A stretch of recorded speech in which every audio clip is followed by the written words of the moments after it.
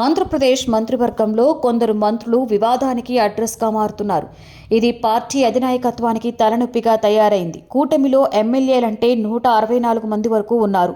వారందరినీ కట్టడి చేయడం కష్టమే. కానీ మంత్రులు ఉండేది తక్కువ సంఖ్యే కాబట్టి వారిని కట్టడి చేయకుంటే రాజకీయంగా ఇబ్బందులు తప్పవని తెలుగుదేశం పార్టీ సోషల్ మీడియాలోనే ఎక్కువ కామెంట్స్ వినిపిస్తున్నాయి.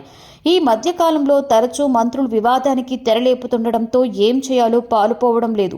వివాదానికి కారణమైన మంత్రులందరూ కూడా కొత్తవారే కావడం, అందులోనూ మొదటిసారి గెలుపొందిన వారే కావడంతో తొలి తప్పిదంగా భావించి చంద్రబాబు కూడా వదిలేస్తున్నారు. మంత్రి వాసంశెట్టి సుభాష్ వివాదం కూడా పార్టీకి తలనొప్పిగా మారింది. తన సామాజిక వర్గానికి చెందిన పోలీసు ఉన్నత అధికారులను నియమించుకోవడంలో కూడా వివాదంగా మారింది. ఆ పోలీసు అధికారి కూడా సామాజిక వర్గం సమావేశంలో చేసిన వ్యాఖ్యలు పార్టీని డ్యామేజ్ చేశాయి. దీంతో పాటు సొంత పార్టీ నేతలను కూడా ఖాతరు చేయకుండా వైసీపీ వారికి అండగా ఉండడం కూడా వివాదంగా మారింది. దీంతో పాటుగా తెలుగుదేశం పార్టీ సభ్యత్వాలను సక్రమంగా చేయకపోవడంతో చంద్రబాబు క్లాస్ పీకారు. అదే సమయంలో ఉమ్మడి తూర్పుగోదావరి జిల్లాలోని ఎమ్మెల్యేలు కూడా చంద్రబాబుకి అనేక మార్లు ఫిర్యాదు చేశారు. దీంతో చంద్రబాబు ఇచ్చిన వార్నింగ్తో కొంత దిగివచ్చారు.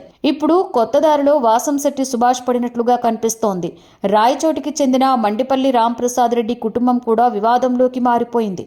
పోలీసుల అధికారికి మంత్రి గారి భార్య వార్నింగ్ ఇచ్చిన ఘటన కూడా వివాదంగా మారింది.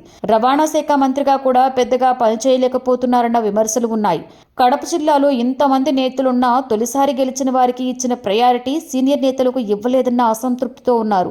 దీంతో పాటుగా పనితీరు కూడా సరిగా లేదన్న అభిప్రాయం కూడా వ్యక్తమవుతోంది.